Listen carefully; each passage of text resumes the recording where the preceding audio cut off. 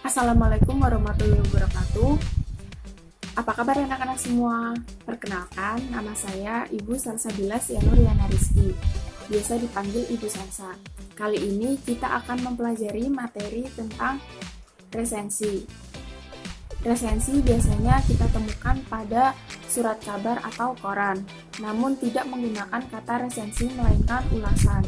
Pada bacaan lain resensi memiliki sebutan antara lain tinjauan buku, timbangan buku, bedah buku.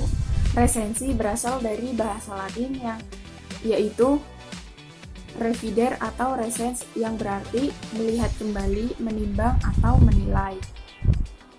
Ada yang tahu nggak pengertian dari resensi? Resensi merupakan suatu tulisan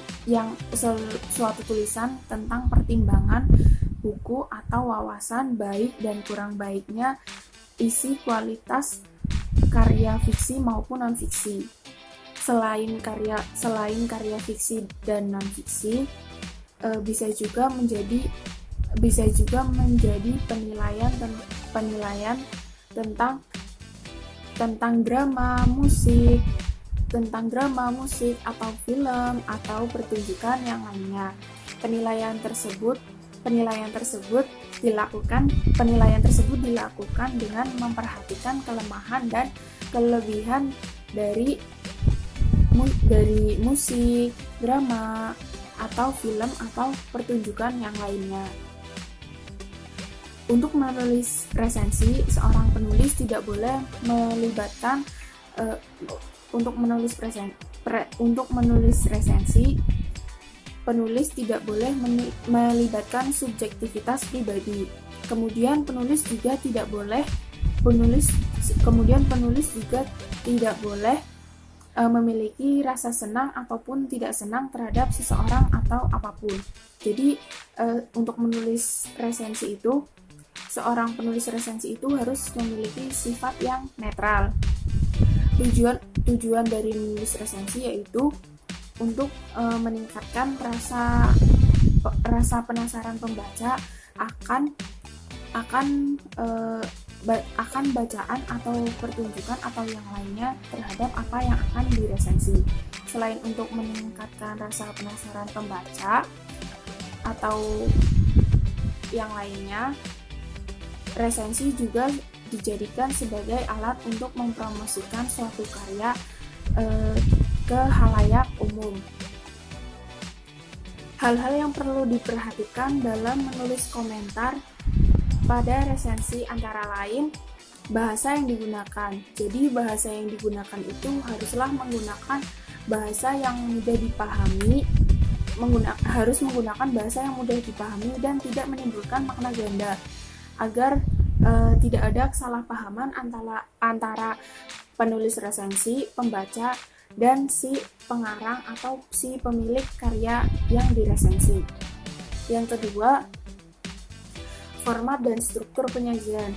Format dan struktur penyajian hendaknya sesuai dengan bagian-bagian resensi. Jadi jika menyajikan resensi secara urut itu akan lebih mudah untuk dipahami oleh pembaca.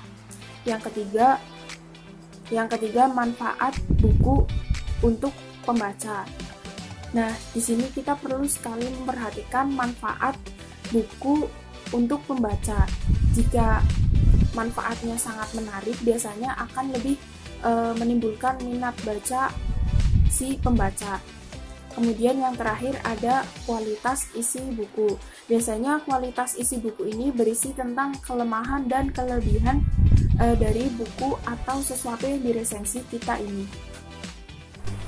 Selanjutnya kita masuk pada materi bagian-bagian resensi. Yang pertama, judul. Hendaknya judul yang dibuat semenarik mungkin agar pembaca dapat tertarik untuk membaca isi sebenarnya dari buku yang diresensi.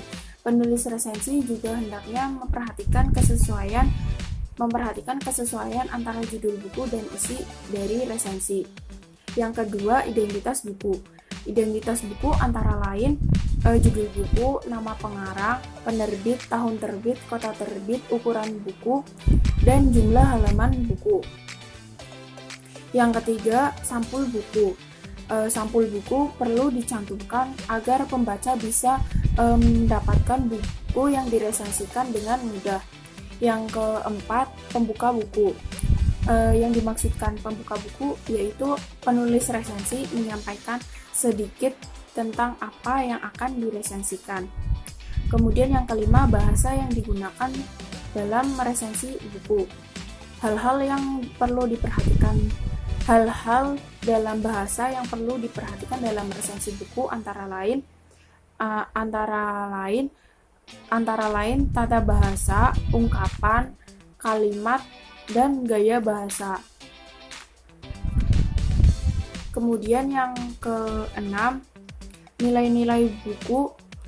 Nilai-nilai buku berisi tentang gambaran umum buku ataupun nilai-nilai kehidupan yang dapat kita ambil dari setelah kita membaca resensi atau setelah kita membaca buku yang diresensikan tersebut. Yang ketujuh, kelemahan dan kelebihan dari buku yang diresensikan. Kelebihan dan kelemahan buku yang diresensikan berdasarkan pada unsur-unsur intrinsik dari buku. Yang kedelapan, ringkasan atau ikhtisar buku.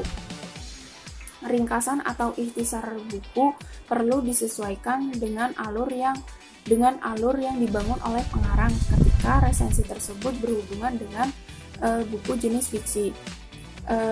Ketika berhubungan dengan buku non-fiksi, ringkasan lebih menekankan pada cerminan hal-hal pokok maupun bab atau subbab yang penting dalam buku.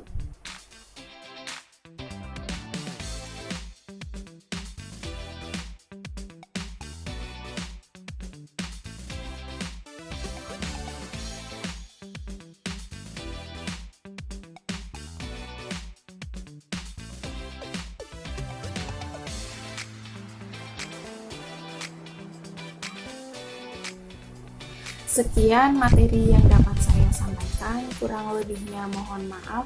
Sampai bertemu kembali. Terima kasih.